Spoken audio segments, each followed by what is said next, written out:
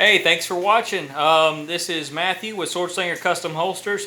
Wanted to jump on here and do a quick video and show you all my shop. I have a lot of people asking about my shop, referring to it as my huge leather shop or manufacturing facility, or it's really not that impressive. But wanted to show you all where all the magic happens, where all the holsters are made, and kind of give you an idea where I spend most of my time. This here is my workbench. I do everything that I've ever made since I've had this piece of granite has run across this bench. The shop I'm about to show you is my second shop. I used to literally work out of a closet. I work out of my home, and I work out of a room in my home. And I first started in a small bedroom closet across the hall. Grew out of that quickly, but I stayed in it a whole lot longer than I should have. And then I moved to a larger room in my house. This here is my granite top. I used to have a much smaller one. Much nicer to have the larger one. For anyone that does leather craft, this is a huge plus. And believe it or not, I got this for free at like a countertop place. They throw this stuff away. It's got a hole here, and that doesn't bother me one bit. And they gave it to me, and or you can go to a monument place too, and they'll give you the old scraps from like tombstones and stuff. They're not used, but you know, some people don't like that. I did that too. I got some of those, but they were so large and thick that I couldn't even get them upstairs, so they are repurposed somewhere else. Oh, let's see here. I got some of my tools here. Edgers. I need a whole lot more edgers. My good old-fashioned slicker here. And this here is my large slicker made by Swallow Leatherworks. This here edges all my, burnishes all my edges on my holsters, along with the one on the drill press across the room, which I'll show you here in a minute. All my tools here. Basket weave stamps. Let's see here. Dragon scale, a little bit of everything here. My little trinkets up here, my little patches and stickers and all that. All kinds of stuff there. Let's see here. Wool daubers, mallets, Berry King mallet, very good, highly recommend them.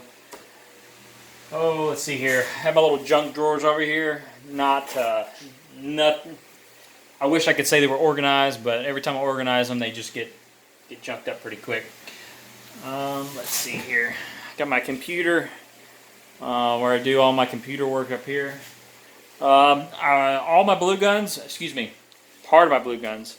I have the rest of them in boxes. I need to get more pegs and put some more pegboard up. These are the ones I use the most. Very valuable tool for holster makers, if you didn't know. I do require a blue mold for every holster that I make. It has to be the exact model, size of the gun I'm making, and that is how it fits properly. This here is my Tippmann Boss hand stitcher. This is what I used for about 2.5, 3 years before I got the Cobra Class 3, which I'm about to show you. I still use this as a backup. Still a very good piece of machinery. I have no intentions in getting rid of it until I, at the very minimum, get 2 Cobra Class 3s, which will be a while. It is my backup in case it goes down, which it hasn't gone down yet, but one thing I've learned from other people about sewing machines is it's only a matter of time before they go down. That there is my Cobra Class 3. Picked that up this summer. Very fine piece of machinery. Makes things a whole lot easier. If you've watched any of my Instagram posts, Facebook posts, you've seen me use this quite a bit.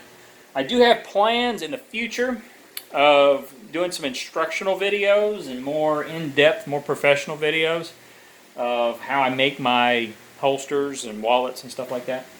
That is in the works, Lord willing, in the future, and we'll see what happens.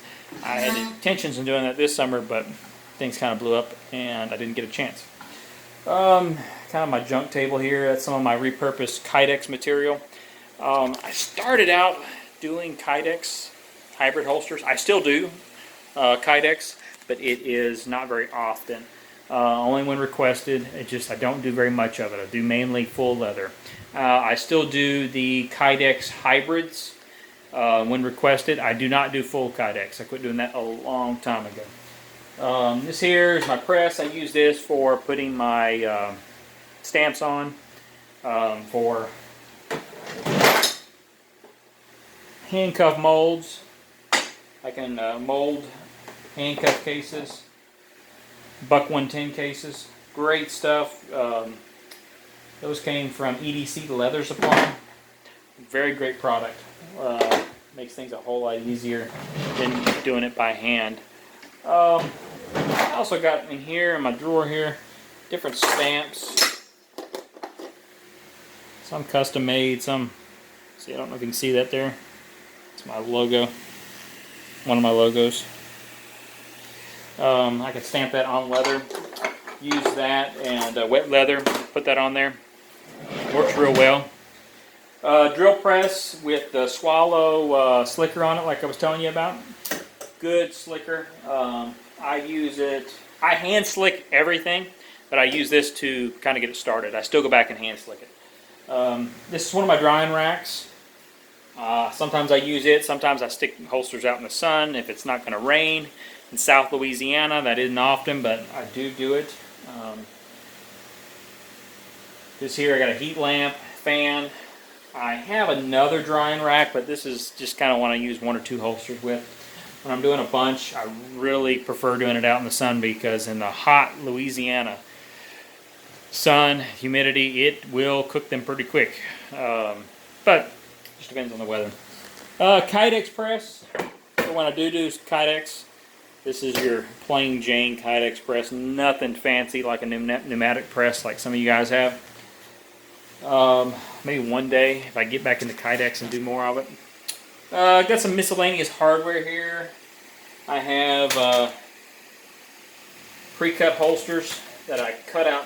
My wife and I cut out today, and we got names on them, and I'll be working on that this weekend and next week. Jared Stevens, that one's yours there.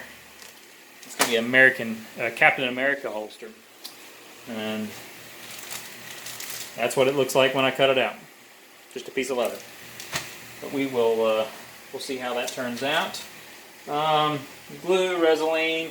Got a box here of pre-made holsters that I've had made up. Mess up holsters that were supposed to be right-handed that I made left-handed or vice versa. Wrong color. I'm human. That happens quite often. Not too often, or I'd have more than that. This is actually going to be, I'm going to try to make, Lord willing, a few other holsters for Black Friday or Small Business Saturday this upcoming week. And these and whatever I make are going to go up at a discounted price for everybody, so stay tuned with that. Also have my stain cabinet up here. This is all the stain I use. The majority of the colors I use that are requested the most are like right here. And one or two over here. The rest of them are stains I've tried that nobody liked, I didn't like.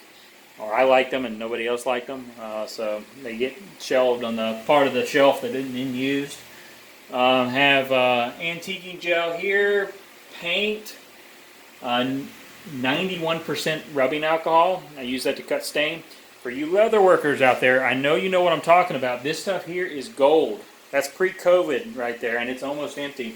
And it's very hard to find. Found some 70% up there I can use for cleaning, but it's really hard to find. And I think I'm going to have to go use some denatured alcohol or something like that to cut some stain and try to make sure it doesn't mess up with my formulas. Because stains like blood stain that you see that I use a lot, I mix all that up. That's not pre-bought. It is basically it's a redder mahogany. My little wall here, painting, my little Boba Fett painting that my little sister drew me.